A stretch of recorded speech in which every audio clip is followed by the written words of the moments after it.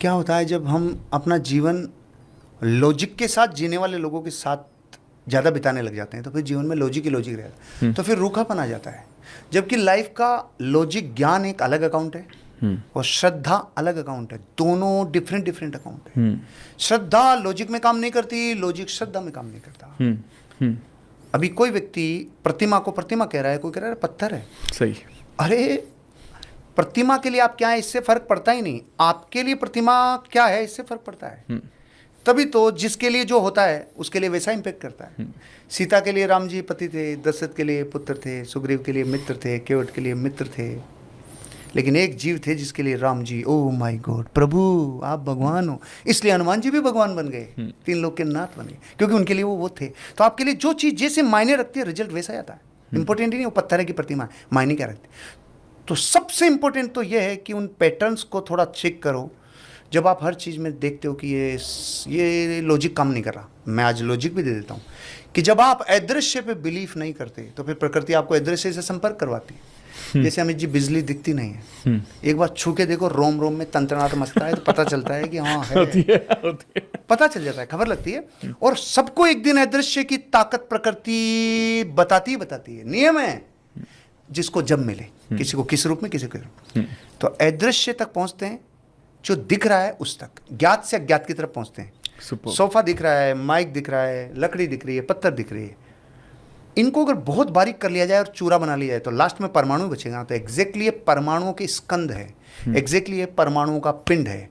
तो 6 हिस्से कर लो, 5वें हिस्से में हम वहां आ जाएंगे जहां मैनिफेस्टेशन का सबूत मिलेगा, जहां भावनाएं मूर्त रूप लेती है उसका सबूत मिलेगा, जहां विचार ही एक दिन बाहर का रूप ले लेता है इसका सबूत मिलेगा। चलते हैं। पहला पत्थर, लकड़ी, 2 ऐसी चीजें जिनको जुड़ी हुई है, अगर उनको तोड़ के वापस जोड़ें तो लकीर पड़ती है। इसे कहते हैं स्थूल स्थूल, मोटा मोटा, भारी भारी। ये है सबसे मोटा परमाणु। इससे छोटा स्थूल, जोड़ो वापस हटाओ, लकीर नहीं पड़ेगी, दूध, पानी, तेल। तीसरा, ये भी परमाणु का स्कंद है, सूरज, रोशनी के परमाणु। सूरज ये जो है इसके परमाणु हैं, तभी तो अपन लोग हाईलाइट हो रहे हैं, इंपैक्ट है। छाया के परमाणु, ये जो छाया बन रही है ना, ये परमाणु है, लेकिन इतना बारीक है कि पकड़ में नहीं आ रहा, लेकिन है तो परमाणु, अस्तित्व तो है ना छाया का। ऐसे ही भाषा के परमाणु, हवा के परमाणु, कान में जोर से बोलूंगा किसी को तो वो ऐसे करता है। तो एग्जैक्टली उस एग्जिस्टेंस की बौछार लगती है जाके तो पीछे हटता है। तो अब तक समझ में आ रहा है, स्थूल स्थूल स्थूल स्थूल, सूक्ष्म सूक्ष्म। अभी जब यूं पहुंचते जा रहे हैं तो सूक्ष्म सूक्ष्म तो भगवान के ज्ञान में पकड़ में आता है, लेकिन 5वें नंबर पे जिस पे पूरा दर्शन टिका हुआ है, जिस पे पूरी द सीक्रेट मूवी टिकी हुई है, जिसके ऊपर पूरा मैनिफेस्टेशन टिका हुआ है, जिसके ऊपर पूरा विश्व की सारी अदृश्य पावर जो विचार से निर्माण करती है वो टिकी हुई है, वो है विचार का परमाणु, वो है कर्म का परमाणु। जैसे ही भीतर विचार हुआ, कर्म ने काम करना शुरू किया। तभी तो हम संसार को कहते हैं कि इंटेंशन का ध्यान रखो, कर्म क्रिया से नहीं बनता, कर्म वचन से नहीं बनता, इंटेंशन से। आप देखो 2 दुकानदार डेली शटर खोलते टाइम हंसते हैं, मन में कहते हैं तू कब मरेगा जो मेरी वाली ठीक चले।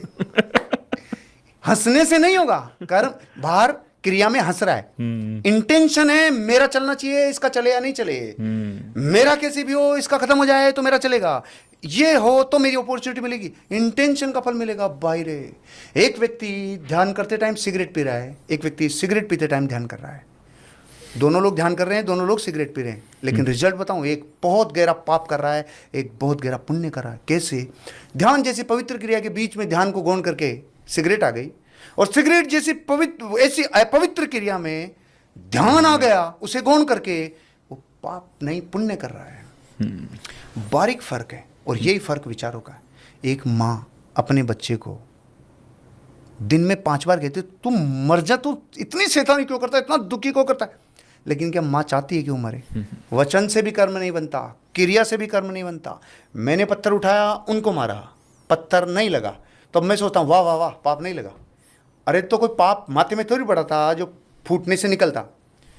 उसी वक्त जब मैंने ये विचार किया कि फूटे, अब चाहे फूटे नहीं फूटे, इधर वो कर्म बंद गया।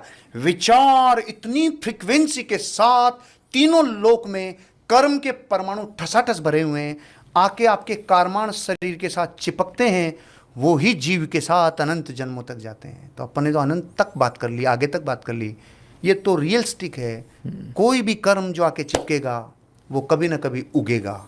इसलिए कहते हैं विश्व की हर दर्शन, हर फिलोसॉफी, हर एक ऐसा व्यक्ति जो जीवन में इस प्रज्ञा तक पहुंचा है, जैसा कर्म करोगे वैसा फल मिलेगा। उन्होंने तो डिस्प्ले कह दिया, अब तुम इसकी रिसर्च करते करते यहाँ तक आ सकते हो, तो मैं ले आया। वो परमाणु है भैया, तो तुम्हें परमाणु तो समझ में नहीं आता, इसलिए उन्होंने कहा भैया मेरी बात मानो, जैसा कर्म करोगे वैसा फल मिलेगा।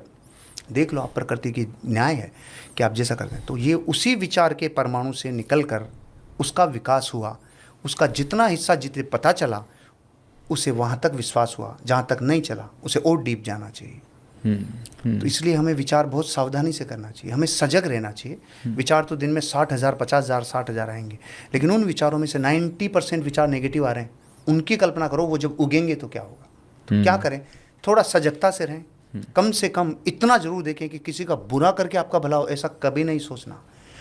आप अपने भीतर अपनी शक्तियों को, पावर्स को देखोगे तो ज़्यादा बेटर रहेगा। तो वो अपनी जो बात हुई थी अनऑफिशियल, उसे आज आपने ऑफिशियल कर दिया। एग्जैक्टली साइंस का लास्ट परमाणु ही विचार का परमाणु है। वो विचार का परमाणु आपके साथ कनेक्ट होता है, उगता है, और मैनिफेस्टेशन जब आप करते हैं तो उस विश्व की समग्र ऊर्जा के सबसे पवित्रतम विचारों से लबरेज होते हैं ना, इसलिए आपको पॉजिटिव इम्पैक्ट मिलता है। ये कारण है। अमेजिंग सर, बहुत